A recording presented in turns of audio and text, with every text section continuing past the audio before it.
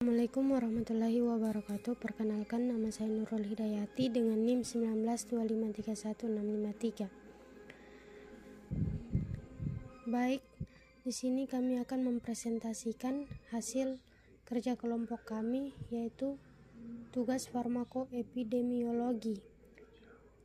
Sebelum mempresentasikan materi kelompok saya akan memperkenalkan beberapa teman kelompok saya.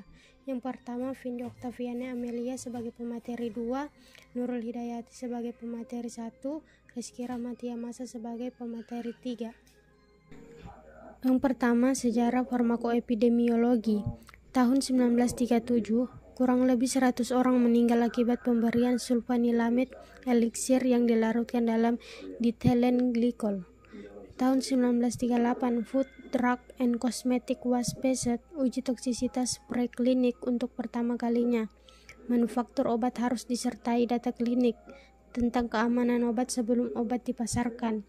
Awal tahun 1950-an, penggunaan kloramfenikol dapat mengakibatkan aplastik anemia. 1961, thalidomide disaster. 1968, Committee on Safety of Medicine. Pertengahan 1960-an, publikasi Drug Utilization Study, informasi tentang peresepan dokter, studi tentang frekuensi dan determinan peresepan tidak rasional. Definisi farmakoepidemiologi. Farmakoepidemiologi, studi yang menggunakan dua pendekatan ilmu, yaitu farmakologi klinik, dan epidemiologi. Farmakologi yaitu studi tentang efek obat. Farmakologi klinik, studi tentang efek obat pada manusia. Epidemiologi, studi tentang distribusi atau penyebaran penyakit pada suatu populasi. Prinsip farmakologi klinik adalah menghasilkan efek optimal dari terapi obat berdasarkan kondisi pasien atau individual dose, determinan risk atau benefit spesifik, prescriber untuk berhati-hati terhadap potensial efek yang merugikan bagi pasien. Epidemiologi didefinisikan oleh International Epidemiological Association sebagai ilmu yang mempelajari distribusi dan determinan atau faktor yang menentukan dari keadaan atau peristiwa terkait kesehatan pada populasi tertentu dan aplikasi dari ilmu tersebut untuk mengendalikan masalah-masalah kesehatan. Definisi tersebut dapat dipecah menjadi kata kunci berikut. 1. Ilmu sebagai ilmu pengetahuan atau sains yang merupakan dasar dari ilmu kesehatan masyarakat. Epidemiologi menggunakan metode ilmiah melalui metode penelitian dan biostatistika untuk menarik kesimpulan yang benar atau valid dan dapat diandalkan untuk jangka panjang atau reliable. 2. Distribusi. Epidemiologi mempelajari distribusi, frekuensi, dan pola dari penyakit atau masalah kesehatan berdasarkan tempat, orang, dan waktu. Pendekatan ini sering disebut dengan epidemiologi deskriptif. 3. Determinan. Epidemiologi mempelajari determinan penyakit pada populasi tertentu. Pendekatan ini sering disebut dengan epidemiologi analitik. Pada epidemiologi analitik, dipelajari hubungan sebab akibat antara paparan dengan terjadinya penyakit. Penggunaan istilah determinan mencakup faktor risiko dan penyebab penyakit. Faktor risiko dimaknai sebagai hal-hal yang meningkatkan peluang atau kemungkinan untuk terjadinya penyakit atau masalah kesehatan, baik ada hubungan sebab akibat atau tidak. Dengan demikian, pada epidemiologi analitik, kita tidak sekedar bertanya mengenai what, who, where, and when, melainkan bertanya mengenai how and why. 4. Keadaan atau peristiwa terkait kesehatan. Dahulu, penyakit menular memang banyak menjadi perhatian dari epidemiologi. Tetapi, hal ini tidak sepenuhnya benar karena praktek epidemiologi saat ini menunjukkan bahwa epidemiologi juga telah diterapkan pada kejadian kesehatan dalam pengertian yang lebih luas. Dengan demikian, selain masalah infeksi, masalah lingkungan, penyakit kronik, masalah perilaku, dan trauma juga menjadi objek dari epidemiologi. Tujuan penelitian epidemiologi: pertama, menggambarkan status kesehatan suatu populasi. 2. Menggambarkan distribusi suatu penyakit. 3. Menentukan penyebab dari suatu penyakit. 4. Menetapkan jenis atau usaha pencegahan dan pengobatan untuk mengontrol terjadinya Jenis penelitian epidemiologi ada dua, yang pertama observasional dan yang kedua adalah eksperimental. Observasional terbagi menjadi dua, yaitu deskriptif dan analitik. Deskriptif yang pertama case report, case series, dan studi kolerasi. Dan analitik yang pertama cross-sectional, case control, dan cohort. Eksperimental yaitu community trial dan clinical trial. Observasional adalah tidak melakukan atau tidak memberikan perlakuan pada subjek penelitian, dan eksperimental adalah memberikan perlakuan pada subjek penelitian. Lanjut, epidemiologi deskriptif adalah mengevaluasi sebuah keadaan yang berada di sekitar seseorang yang dapat mempengaruhi sebuah kejadian kesehatan. Yang pertama, fokus adalah frekuensi dan pola. Frekuensi digunakan untuk menilai tingkat kejadian, sedangkan pola dapat digunakan untuk membantu epidemiologi analitik. Siapa saja yang terkena atau terpengaruhi, when, kapan mereka terpengaruhi, dan where, di mana mereka terpengaruhi. Tujuan epidemiologi deskriptif yang pertama, memberikan informasi tentang distribusi penyakit, besarnya beban penyakit, dan kecenderungan penyakit pada populasi yang berguna dalam perencanaan dan alokasi sumber daya untuk interpretasi kesehatan. Yang kedua, memberikan pengetahuan tentang riwayat alamiah penyakit.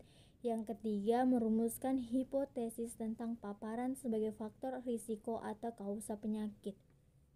Lanjut, case report atau laporan kasus. Yang pertama, laporan kasus merupakan studi kasus yang bertujuan mendeskripsikan manifestasi klinis, perjalanan klinis, dan prognosis kasus. Yang kedua, case report mendeskripsikan cara klinis mendiagnosis dan memberi terapi kepada kasus dan hasil klinis yang diperoleh. Yang ketiga, selain tidak terdapat kasus perbandingan, hasil klinis yang diperoleh mencerminkan variasi biologis yang lebar dari sebuah kasus sehingga case report kurang handal untuk memberikan bukti empiris tentang gambaran klinis penyakit. Lanjut, case series. Case series merupakan studi epidemiologi deskriptif tentang serangkaian kasus yang berguna untuk mendeskripsikan spektrum penyakit, manifestasi klinis, perjalanan klinis, dan prognosis kasus. Yang terakhir, tetapi desain studi ini lemah untuk memberikan bukti kausal, sebab pada case series tidak dilakukan perbandingan kasus dengan non-kasus. Lanjut, epidemiologi analitik yang pertama, menguji hipotesis menaksir besarnya hubungan pengaruh paparan terhadap penyakit. Yang kedua, membandingkan kelompok-kelompok untuk menentukan adanya peran dari berbagai faktor resiko dalam menyebabkan sebuah penyakit atau masalah kesehatan. Tujuan epidemiologi analitik yang pertama, menentukan faktor resiko, faktor pencegah, kausa, determinan penyakit. Yang kedua, menentukan faktor yang mempengaruhi prognosis kasus. Yang ketiga, menentukan efektivitas intervensi untuk mencegah dan mengendalikan penyakit pada populasi. Lanjut, cross-seksional. Yang pertama, variabel bebas dan tergantung pada efek yang dinilai secara simultan pada satu saat, atau tidak harus pada saat itu atau hari yang sama. Yang kedua, variabel-variabel dinilai hanya satu kali saja. Yang ketiga, variabel-variabel diukur menurut keadaan pada waktu dilakukan observasi. Yang keempat, dikenal pula sebagai studi prevalen. Case control adalah yang pertama, penelitian kasus kontrol, suatu penelitian analitik yang menyangkut bagaimana faktor risiko atau paparan yang dipelajari dengan menggunakan pendekatan retrospektif. Yang kedua, dimulai dengan mengidentifikasi pasien dengan efek atau penyakit tertentu atau yang disebut dengan kelompok kasus dan kelompok tanpa efek, yaitu kelompok kontrol. Kemudian diteliti faktor resiko atau paparan yang dapat menerangkan mengapa kelompok kasus terkena efek sedangkan kelompok kontrol tidak. Selanjutnya cohort. Kohort adalah penelitian epidemiologi analitik yang bersifat observasi di mana dilakukan perbandingan antara sekelompok orang yang terkena penyebab atau terpapar dengan sekelompok lain yang tidak terkena penyebab atau tidak terpapar, kemudian dilihat akibat yang ditimbulkan. Pertama, diketahui penyebab atau dilihat akibatnya. Yang kedua, sifat umum yang mengacu pada masa depan prospektif studi. Pengukuran tidak dilakukan secara bersamaan. Dan yang terakhir, penelitian longitudinal atau longitudinal studi. Selanjutnya, contoh kasus malaria positif yang terkonfirmasi laboratorium di kota Lubuk Linggau pada tahun 2009 sampai 2013 sebanyak 2.152 kasus dengan jumlah kasus malaria klinis sebesar 12.724 kasus. Tahun 2012 tercatat kelompok jenis kelamin perempuan memiliki persentase kasus malaria positif tertinggi, yaitu sebesar 56,32% dengan insiden sebesar 3,1 per 1.000 penduduk. Selain itu, anak yang berusia pada rentang 10-14 tahun adalah kelompok yang paling sering terinfeksi malaria dengan insiden tertinggi tercatat pada tahun 2011 sebesar 11,3 per 1.000 penduduk dibanding dengan kelompok umur lainnya. Banyaknya jumlah kasus malaria positif yang terekam oleh surveillance malaria di puskesmas mencatat bahwa terjadinya peningkatan jumlah kasus di tahun 2011. Peningkatan ini terjadi pada semua kelompok umur dan jenis kelamin dan cenderung menunjukkan pola yang sama pada tahun selanjutnya.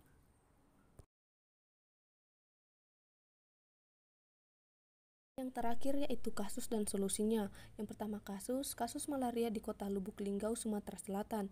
Tujuannya yaitu untuk menggambarkan kasus malaria di kota Lubuk Linggau berdasarkan karakteristik kasus malaria, umur, jenis kelamin, dan kecenderungan kasus malaria dari tahun 2009 sampai 2013. Penyebab kematian malaria masih menjadi masalah kesehatan masyarakat di Indonesia yang menyebabkan angka kesakitan dan kematian pada kelompok usia yang rentan seperti bayi, ibu hamil, pengungsi, dan orang yang berkunjung ke daerah yang endemis malaria. Untuk solusi pada kasus ini, yaitu diperlukan upaya yang lebih maksimal Dinas Kesehatan untuk program pengendalian malaria. Kelompok yang paling sering terinfeksi malaria adalah kelompok usia anak-anak dan remaja, sehingga program pengendalian malaria dapat dilakukan dengan komunikasi, edukasi, dan informasi ke anak-anak di sekolah. Sekian pemaparan materi dari kelompok kami, kurang dan lebihnya mohon dimaafkan. Wabillahi taufiq wal hidayah. Wassalamualaikum warahmatullahi wabarakatuh.